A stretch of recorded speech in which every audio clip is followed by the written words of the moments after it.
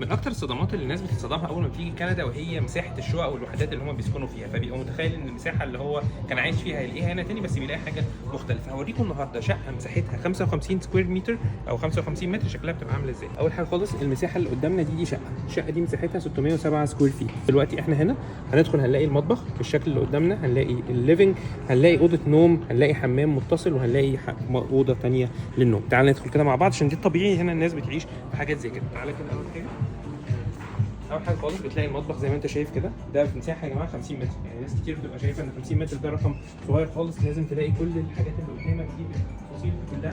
وبعد كده عندك الليفنج هنا،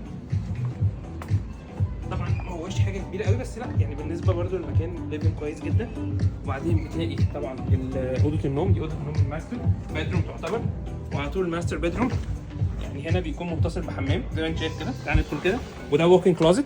فانا بس بفهمك ان انت متخيل تلاقي يعني انت دي شقه ممكن يعيش فيها 4 افراد، اب وام وطفلين وهم جايين. ده ووكينج كلوزت صغير، وده حمام برده ما هوش حمام كبير بس طبعا حمام يعتبر كويس. ده طبعا الدراير والواشر.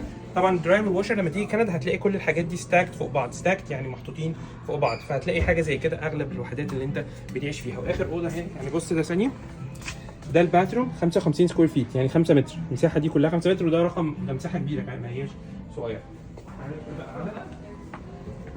الاوضه دي زي ما انت شايف كده، دي اوضه صغيره مثلا للاولاد، هي طبعا اصغر بكتير من العادي يعني بحس التانيين بيبقوا اكبر شويه، بس هي دي الاوضه بتاعت الحاجات. فنصيحه لو انت جاي كندا خليك عارف بس المساحات وانت جاي، وطبعا ما تحاولش لا تجيب معاك عفش من بره ولا اي حاجه من الحاجات اللي الناس بتفكر فيها دي. تابعوني عشان اقول لكم على حاجات ثانيه كتير متعلقه بالحياه والاستقرار في كندا بالنسبه للناس اللي جايه جديد. اتمنى يكون الفيديو عجبكم، لو عجبكم الفيديو ما تنساش تعمل لايك وشير وسبسكرايب. اشوفكم على خير، سلام عليكم.